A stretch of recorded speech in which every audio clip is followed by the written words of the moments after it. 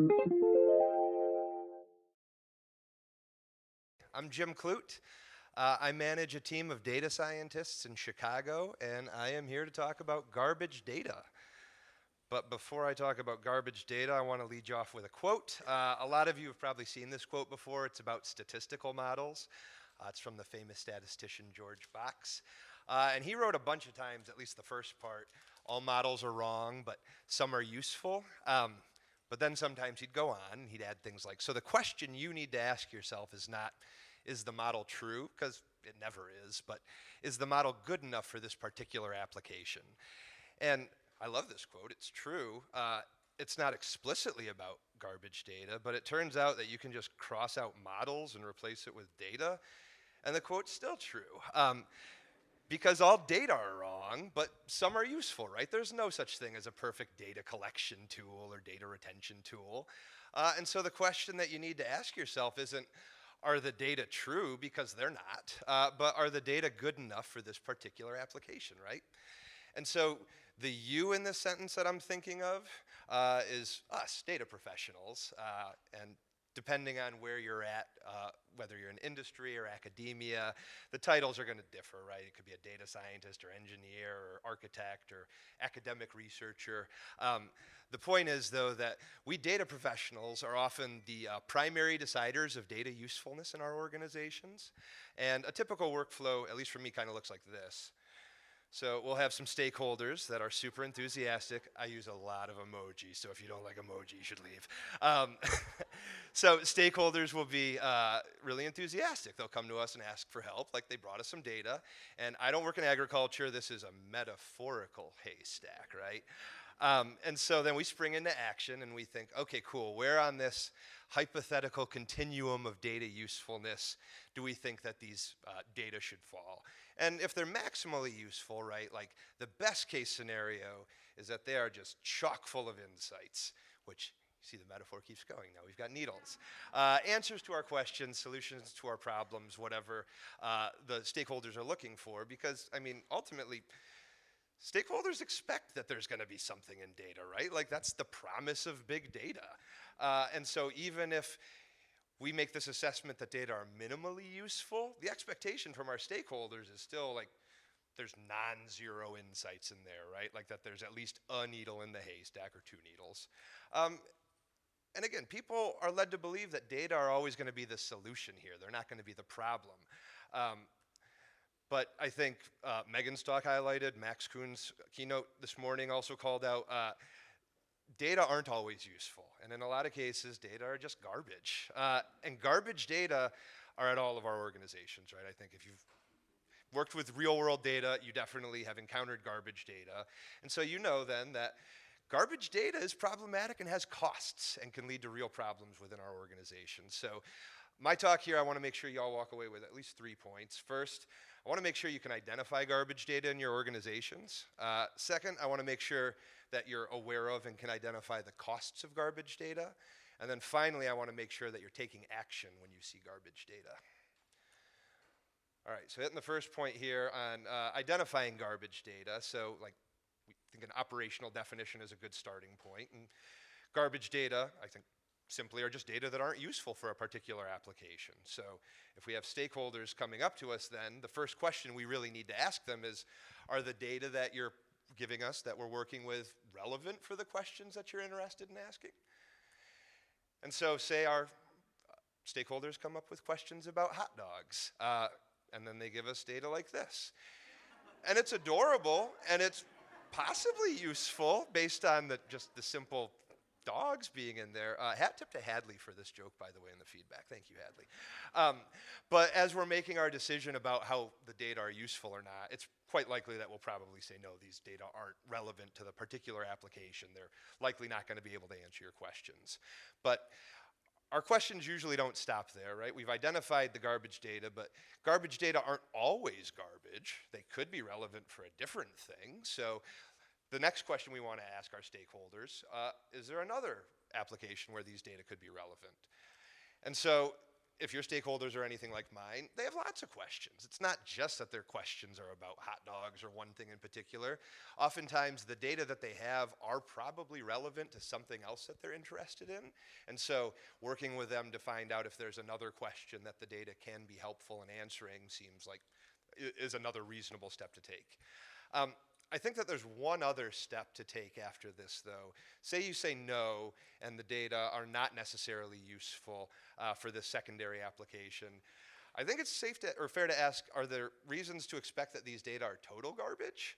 Because, again, we've worked with real-world data. We know that there are definitely cases where your data are not useful for anything. And that often requires us to put on our sleuthing hats, which is usually a part of any data professional's arsenal. I'm not going to go into all of the ways that data can be totally garbage, but I'm going to walk through at least a few examples because I'm sure that they will resonate with some of us. Megan also had a ton of awesome examples in her talk as well, so check out that repo. So things can go wrong during data collection. I used to work with handwriting data. Sometimes that data is illegible. This is not data from any of my previous studies. This is actually from a New York Times article about kids' handwriting. But the point, I think, is still well taken, that sometimes the data is just completely borked from the point of collection. It can also get screwed up in retention, right?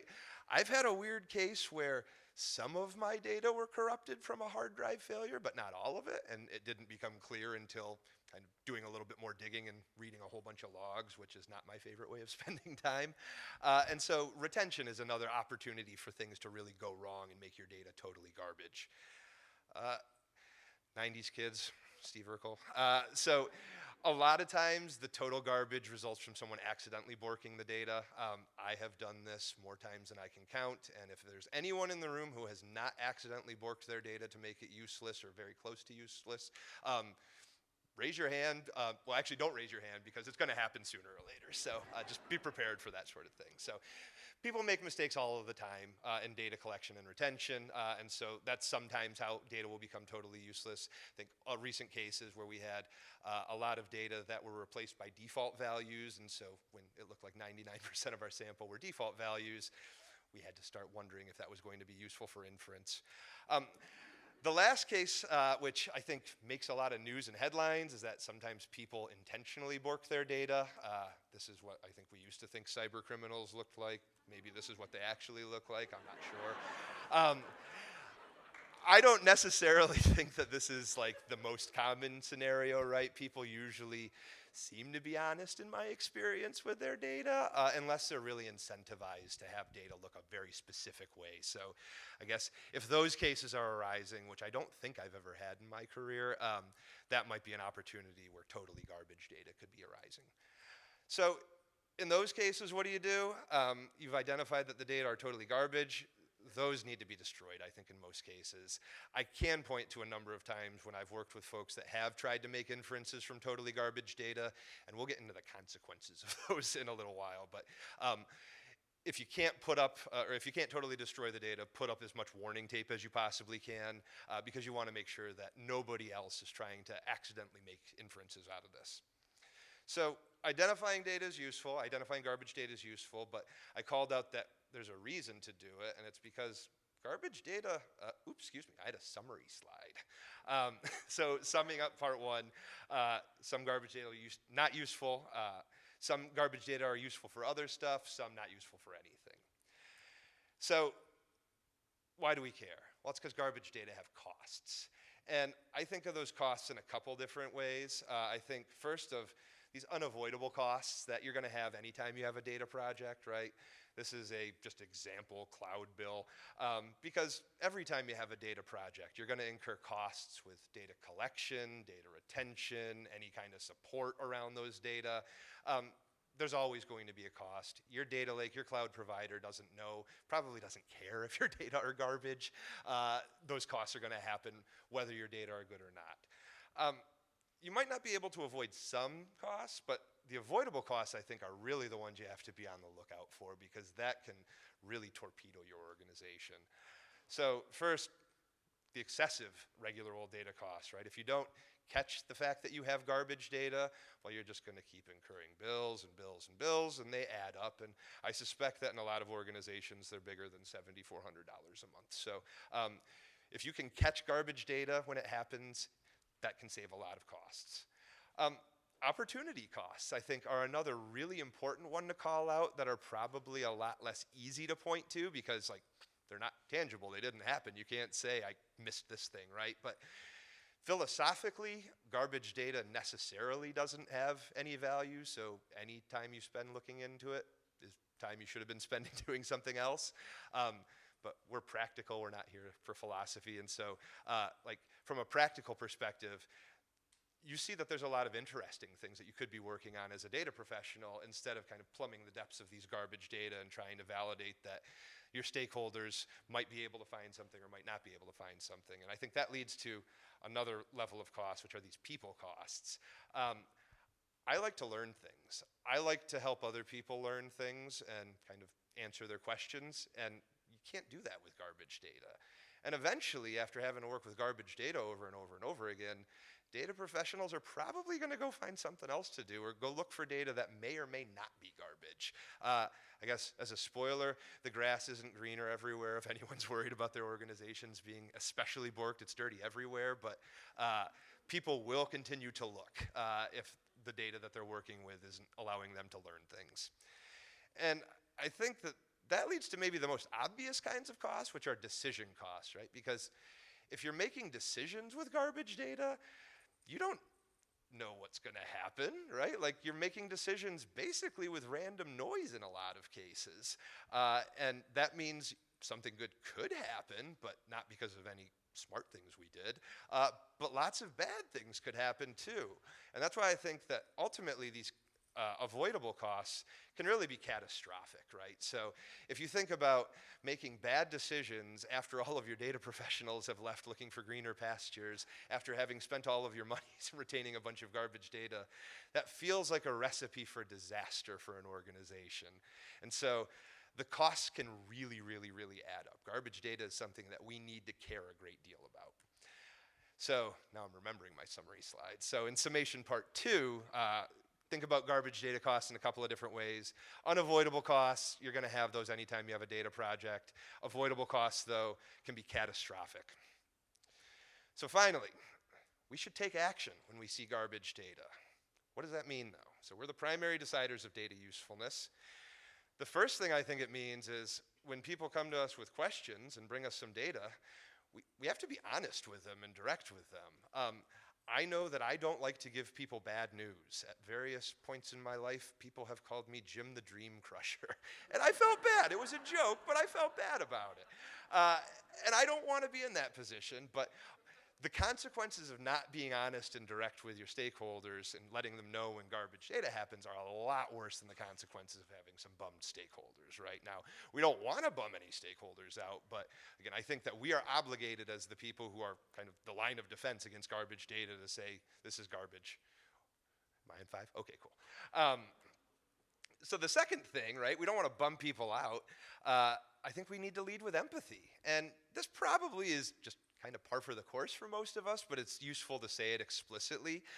Our stakeholders have a lot of things that they need. Our stakeholders have demands on them. They have pressures on them. They're not using garbage data or asking us to play around with garbage data because they think that it's a good way for us to spend their time. They're asking us because they need our help for something. And so if we're not leading with empathy, we end up with salty stakeholders who don't want to work with us anymore. And working with salty stakeholders is a good way to not have a job anymore or be a professional, data professional anymore. Another useful thing to try and do is, if you can, influence your organization to treat all problems as data problems from the very beginning. All projects should be data projects until otherwise kind of considered. So default to treating projects as data projects. So an ideal workflow is when my stakeholders come to me with questions rather than coming to me with data. That gives me the opportunity and my team the opportunity to evaluate which data sets might be most appropriate to help them answer those questions, which makes it at least more likely that we're going to find something in there. And again, like, they may not be as happy as if you'd given them a huge pile of needles, but they'll be grateful that you didn't leave them empty-handed. And then finally, I think we have to be patient because organizations are used to doing things however they've been doing them. And coming in and saying, hey, you're doing it wrong is never going to drive change. I have made that mistake. It's a bad idea. So be patient. Build those relationships.